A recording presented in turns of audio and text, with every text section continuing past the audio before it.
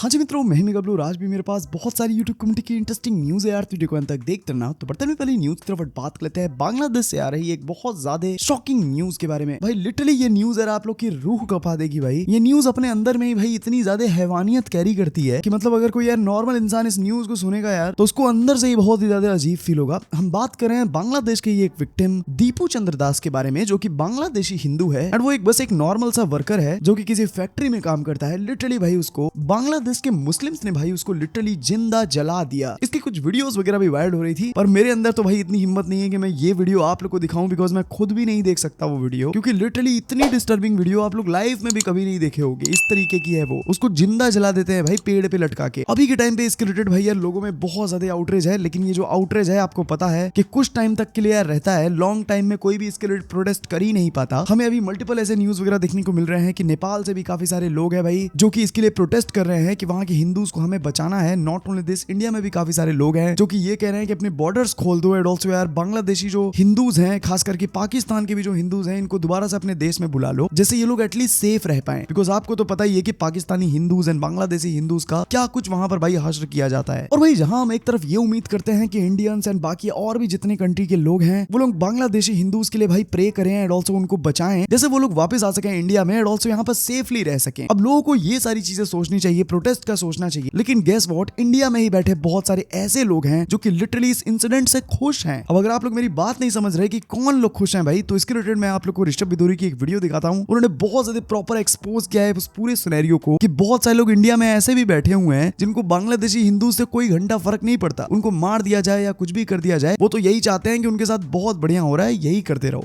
डर पता है किस चीज़ से लगता है? देखो, बांग्लादेश में जो दीपू चंद्र दास का इन्होंने मार के उसे पेड़ पे टांग दिया ना, तो उसकी वीडियो किसी ने डाली, ठीक है।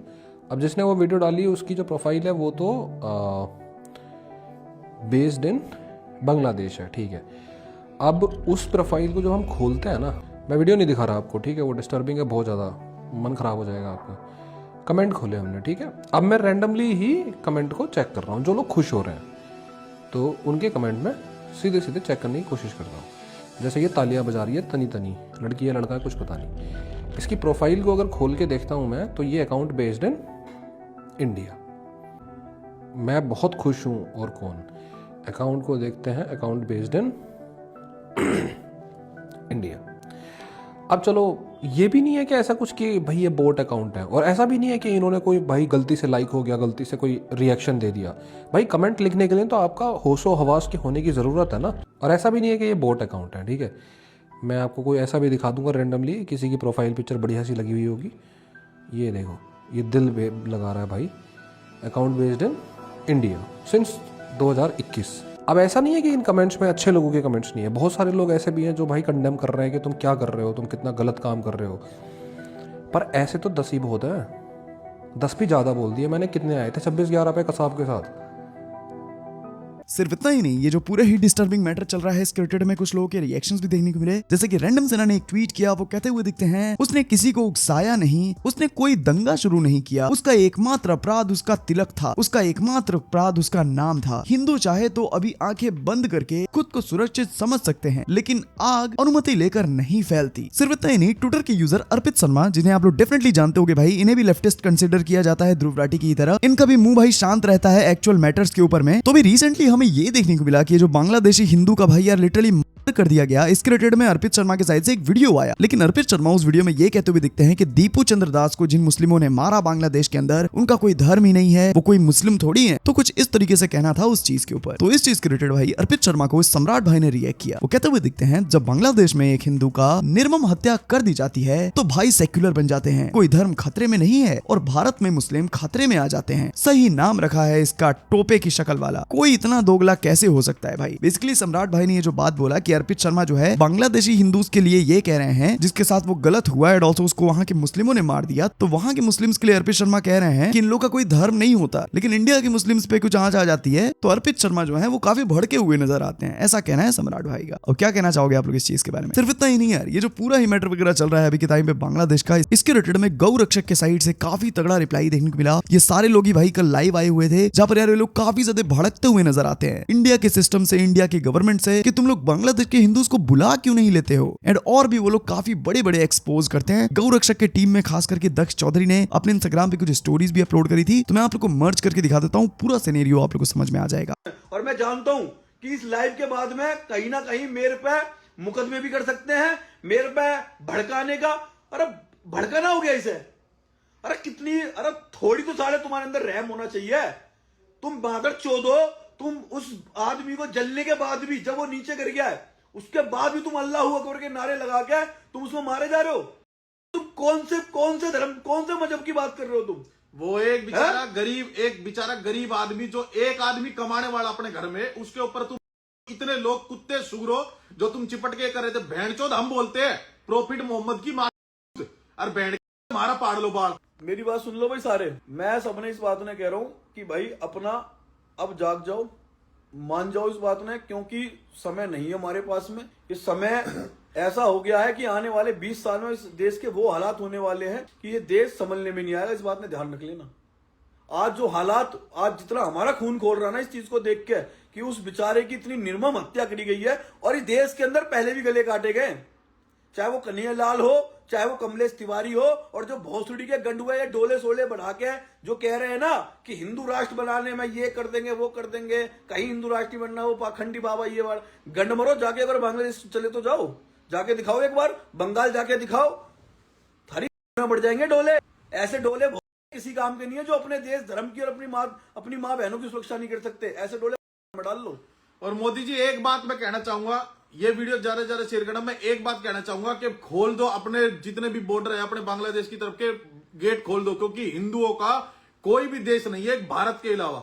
उन बेचारों का हर जगह यही हाल है, पाकिस्तान में भी बांग्लादेश में भी, वो सब दुखी है। अरे कोई बहन एक बार आज घोषणा करो ना कि जिस पाकिस्तान जाना, जिस मुसलमान को जाओ, एक मत नहीं जाएगा, कोई सा नहीं जाने का। उन्हें पता है कि वहां भी तुम्हारे बलात् मिलेंगे, तुम्हें वहां भी नहीं अपनाएंगे। और हिंदू बेचारे दुखी है, वो हर जगह से हमारे देश में आने के लिए तैयार है। और इस दिमाग से गलत फहमी मिटा देना। अगर किसी दिमाग के अंदर तुम अगर कोई सा भी दिमाग में इस बात सेट करके बैठे हो ना कि देश के अंदर जो बांग्लादेश के अंदर हो रहा है वो हम भी काम कर देंगे, थारी गांड में हाथ दे देंगे। जिस दिन अगर कोई भी, आज इस बात की जिम्मेदारी हम ले रहे हैं, अगर इस देश के अंदर किसी भी हिंदू के साथ में वो काम करा गया, वो इतिहास चला गया, ये इतिहास दोबारा दोहराने नहीं देंगे। कि अगर तुम ये सोचो कि इस्लाम के नाम पे, मजहब के नाम पे अगर तुम किसी का गला काटोगे, अगर तुम किसी के इस तरीके से काम करोगे इस भारत के अंदर, थारी हाथ दे देंगे।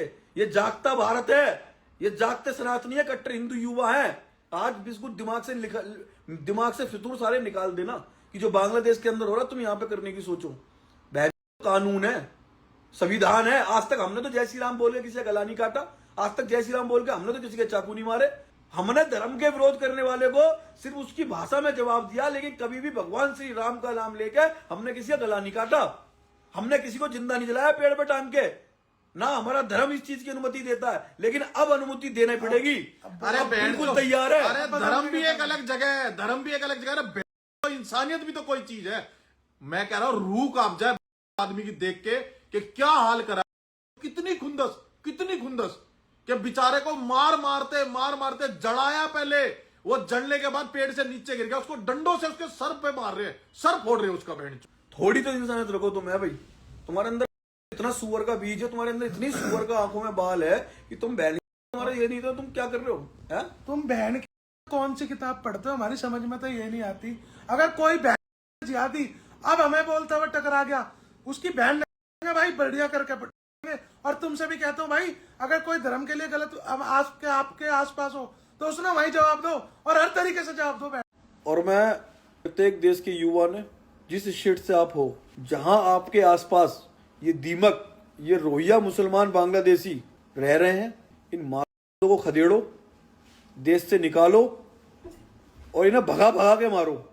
इस देश के अंदर अब इस दीमक को हम पनपने नहीं देंगे, क्योंकि इस देश के अंदर ये यहां रहकर शांति से खा रहे हैं, बहन के जनसंख्या में बढ़ा रहे हैं और सबके आधार कार्ड बनवा रखे, क्योंकि यहाँ की राजनीति इतनी गंदी हो गई है और इस देश को खोखला कर रहे हैं। अब ये हमारा दायित्व बनता है कि अब, क्योंकि अगर सरकार नहीं कर पा रही है ना, एक लंबे समय से देखते आ रहे हमेशा रोहिंग्या मुसलमानों को बाहर खदेड़ेंगे। कब खदेड़ोगे? जब इस देश के अंदर वो हालात पैदा हो जाएंगे बांग्लादेश वाले, तब खदेड़ोगे। यहाँ के देश के जो मुसलमान है उन्होंने भी इसके खिलाफ आवाज उठानी चाहिए। अगर तुम सच्चे भाईचारे की बात करते हो, अगर तुम्हारी अब कोई वीडियो नहीं आई ना इस क्रूरता को लेके तो फिर बात मत करना भाईचारे की, फिर भाईचारे की मिसाल मत देना अगर तुमने इस क्रूरता पे कोई वीडियो नहीं डाली तो। जो सेकुलर हैं और जो बहुत हिंदूवादी जो हिंदुओं के लिए बोलते हैं, जो पाखंड की बात करते हैं, पाखंड के खिलाफ बात। तो यही कुछ सीन वगैरह चल रहा है भाई अभी के टाइम पे बांग्लादेश में। काफी ज्यादा डिस्टर्बिंग चीज है यार। क्या कहना चाहोगे आप लोग इस पूरे ही मैटर के बारे में? बाकी बढ़ते नेक्स्ट न्यूज की तरफ बात कर लेते हैं एल्विश यादव वर्सेस मुनव्वर फारूकी की कंट्रोवर्सी के बारे में। इस कंट्रोवर्सी में क्या कुछ अपडेट्स आए थे भाई, मैंने आप लोग को सब कुछ ही कल वाली वीडियो में बता दिया था, लेकिन अभी और भी काफी बड़े अपडेट्स आए हैं। जैसे कि एल्विश यादव ने वो डोनेशन के लिए वो रील पोस्ट कर दिया जेजे कम्युनिकेशन के साथ में मिलके। इसके बाद में मुनव्वर ने उनको एक्सपोज करते हुए कुछ स्टोरीज को अपलोड कर दिया। फिर एल्विश के जब फैंस भड़क गए तो मुनव्वर का ये कहना है कि मैंने एल्विश के लिए वो सारी चीजें नहीं करी थी, लेकिन एल्विश के भी फैंस को पता है वो सारी चीजें यार मुनव्वर ने एल्विश को टॉन्ट करी ही करी थी। लेकिन अभी के टाइम पे भाई सीन ये है कि हमें एल्विश यादव के साइड से फाइनली एक रिएक्शन देखने को मिल गया है भाई मुनव्वर के ऊपर। मैं आप लोगों को दिखाता हूँ। आप लोगों ने एक चीज़ नोटिस करी होगी, मैं आजकल भाई इन कंट्रोवर्सी से बहुत दूर रहता हूँ। मैं ना किसी पे कमेंट करता, ना मैं किसी को कुछ उल्टा सीधा बोलता, ना मैं किसी को रिप्लाई देने आया हूँ इस वीडियो में। बट ये नीड है इस वीडियो का, क्योंकि मैं हर जगह देख रहा हूँ कि और एल्विश यादव ने तो स्कैम कर दिया, एल्विश यादव ने तो पैसा ले लिया, एल्विश यादव ने वो कर लिया जो कर लिया।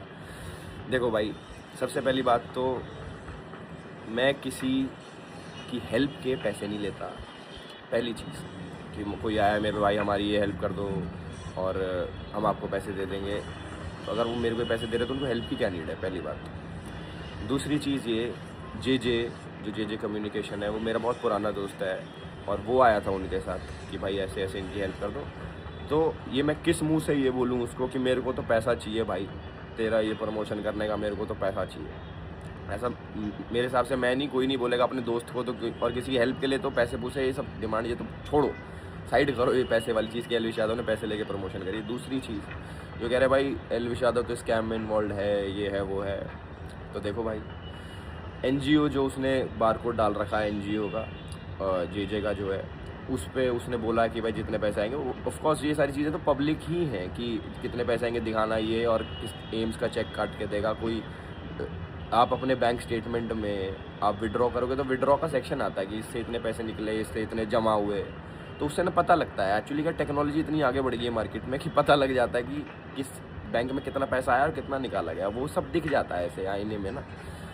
तो अगर कोई स्कैम, पहली बात तो है नहीं, क्योंकि जो ये बच्चे वाली वो है बीमारी है, इन्होंने मिलाप पे भी डाल रखी है, मिलाप वालों ने भी इनका फंड रेज डाल रखा है, जो भी चीज़ें। और इनकी रिपोर्ट्स जो मैंने कागज़ लेके आए थे सारे लोग, ऐसे नहीं कि मैं बैठ के सीधा मैंने बोला हाँ भाई ठीक है हेल्प कर दी, कागज़ वागज़ सब लेके आए हो, उसमें वो सारी चीज़ मैंने देखी, मतलब ओके। और डॉक्टर्स वगैरह के नाम लिखे थे, ठीक है जेन्युइन है, और मिलाप ने भी डाल रखा था, ठीक है, तो मैंने डाल दी। इसके बाद मेरा मैं पहली बात तो स्कैम्स को मैं बिलीव नहीं करता कि मैं कोई स्कैम करूँ। भगवान की दया से अच्छा खासा है भाई मेरे पास, हम अपने शो कर रहे हैं, अपने जो भगवान की दया से कर रहे हैं उसका खूब दे रखा भगवान ने हमें। तो ये छोटी छोटी चीज़ों का स्कैम करना, स्कैम, ये मेरी आदत नहीं है भाई। और भाई सिर्फ इतना ही नहीं, आप लोगों को पता होगा कि जे कम्युनिकेशन जो भी इस कंट्रोवर्सी में ये भी शामिल हैं, तो उन्होंने कल के दिन में स्टोरीज वगैरह अपलोड किया था कि मैं मुनव्वर को काफी प्रॉपर रिप्लाई करूंगा, ये जो हमें स्कैमर वगैरह बोल रहा है कि ये लोग डोनेशन का पैसा वगैरह खा जाएंगे। तो जे कम्युनिकेशन के साइड से हमें प्रॉपर रिप्लाई भी देखने को मिला, जिसमें वो ये कहते हुए नजर आते हैं कि हम कोई स्कैम वगैरह नहीं कर रहे हैं। हमने अभी तक जब वो वीडियो वगैरह अपलोड किया था वहां से 70-80 लाख रुपए हमें डोनेशन मिला। एल्विश यादव अपने खुद के फाउंडेशन से 1.5 करोड़ रुपए हमें डोनेट किए। सब चीज का यार जे कम्युनिकेशन प्रूफ देते हुए दिखते हैं। एंड एल्विश यादव स्कैमर है या नहीं, इसके रिलेटेड, ये सवाल के रिलेटेड भी जे कम्युनिकेशन ने काफी प्रॉपर रिप्लाई किया। मैं आप लोगों को दिखा देता हूं। एल्विश यादव ने ना इतनी बड़ी गलती कर दी जिसका कोई अंत नहीं है। उनकी गलती सिर्फ इतनी थी कि उन्होंने इस बच्चे की वीडियो बना दी। क्यों बनाई मैं आज ये भी बताता हूँ। मैंने एल्विश भाई को फोन करा कि एल्विश भाई कैसे हो, ऐसे ऐसे बात है और एक बच्चे की हेल्प चाहिए और उसको SMA की प्रॉब्लम है। तो एल्विश भाई ने सीधा सीधा बोला, ब्रदर इसमें ना बेसिकली क्या होता है, स्कैम टाइप वाली चीजें ना हो, ध्यान रखना ये चीजें थोड़ी सी ना, मैं इनसे ना दूर रहता हूँ और मैं इस तरह की वीडियो नहीं बनाता। मैंने कहा भाई अगर कोई चार्ज वार्ज भी हो ना तो कोई दिक्कत नहीं है, हम देख लेंगे। मतलब जैसे अगर पैसा इकट्ठा होता है, फॉर एग्जांपल मान लो एक की वीडियो से 50 लाख आ रहा है, उसमें 5-10 लाख रुपए उसी को देने पड़ भी जाए फीस, जो भी अमाउंट, डजंट मैटर। मेरे को पता है बच्चे के लिए पैसा इकट्ठा करना, बात खत्म हो गई। अगर हम वो वीडियो नहीं बनाते पैसा इकट्ठा नहीं होगा। एल्विश भाई की पता है गलती कहाँ रह गई, उन्होंने भाईचारे में बोला जे भाई कैसी बातें कर रहे हो यार, हाँ बच्चा बढ़कर है, पैसे नहीं है यार, बात वो नहीं है। फिर मैंने एल्विश भाई को ये भी समझाया कि जो पैसा इकट्ठा होगा ना, उन्होंने पूछा मुझसे, मैंने ये भी बताया कि पैसा जो इकट्ठा होगा वो होगा अपनी जे वेलफेयर फाउंडेशन में, पैसा कहीं और नहीं जाएगा। आपको जब लॉगिन करना है डिटेल्स चेक करना कि पैसा कहां से कैसे, अरे रोक क्यों रहे आप, रिलैक्स।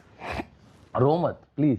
पैसा जहां से जितना भी इकट्ठा होगा ना, एक एक चीज का आप अपडेट ले सकते हो, ठीक है। एल्विस भाई की भी फाउंडेशन है, एल्विस यादव फाउंडेशन, उन्होंने कहा इससे मैं आपको 2 लाख रुपए ट्रांसफर कर दूंगा, उनके भी 2 लाख रुपए आने, उन्होंने इवन चेक काट रखा, मैंने ही नहीं भेजा, ठीक है। उन्होंने भी इस चीज का ट्रस्ट दिलाया कि डोंट वरी, ये बच्चा ठीक हो जाएगा। और इनकी मम्मी उनसे भी मिली और उनके पापा भी मिले बच्चे के, और वहां जाकर उन्होंने वीडियो भी बनाई। सिर्फ उनकी सबसे बड़ी गलती हो गई कि उन्होंने भाईचारे में ये वीडियो बना दी। बाकी बढ़ते नेक्स्ट न्यूज की तरफ बात कर लेते हैं ध्रुव राठी के बारे में। व्हाट अ सीन भाई, ध्रुव राठी काफी तगड़े तरीके से फंसे हुए हैं। अभी के टाइम पे सीन ये देखने को मिल रहा है कि आप लोग को पता होगा ध्रुव राठी जो है वो काफी सारी ऐसी वीडियोस बनाते ही हैं जिन पे उनको जम के हेट मिलता है। लेकिन शायद से ध्रुव राठी ने जो कल वीडियो अपलोड किया था, उनको आज तक का सबसे ज्यादा हेट उसी वीडियो पे मिला। अब इसके पीछे का रीजन क्या है वो बता। कल रात में एक वीडियो डालने से पहले, जो कि धुरंधर मूवी के ऊपर एक वीडियो होने वाला था, उसके पहले एक ट्वीट किया था। वो कहते हैं it takes 1 YouTube video to destroy a 300 crore propaganda film and I guarantee you that a meltdown after this video will be so sad. They have not ready for this releasing tonight. Basically उन्होंने video डालने से पहले ये कहा था कि मेरी एक वीडियो धुरंधर मूवी के पूरे प्रोपेगेंडा को एक्सपोज कर देगा। लेकिन लिटरली जब उन्होंने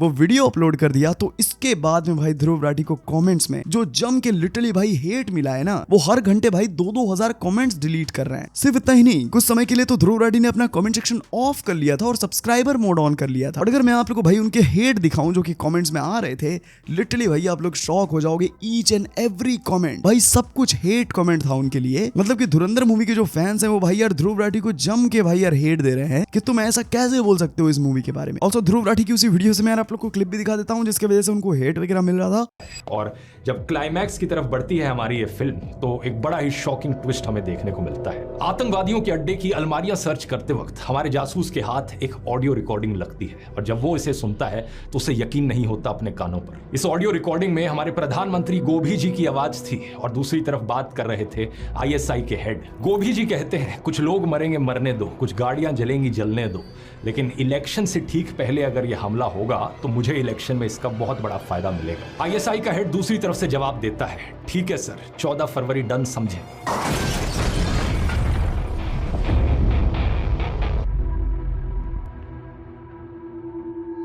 आप बोलोगे लेकिन ये तो कभी असली में हुआ ही नहीं। तो मैं कहूंगा कि मैंने कब कहा ये असली में हुआ। मैंने तो फिल्म के सीधा शुरू होने से पहले डिस्क्लेमर लगाया था कि ये तो फिक्शनल फिल्म है। लेकिन फिर आप पूछोगे अगर फिक्शनल फिल्म है तो मैंने पुलवामा हमले का असली में जिक्र क्यों किया, असली डेट और असली फुटेज क्यों दिखाई अपनी फिल्म। मैं कहूंगा ये फिल्म असल में फिक्शनल फिल्म है, लेकिन इंस्पायर्ड फ्रॉम रियल इवेंट्स है। तो कुछ चीजें असली हैं, कुछ चीजें फिक्शनल हैं। क्या बात है सर।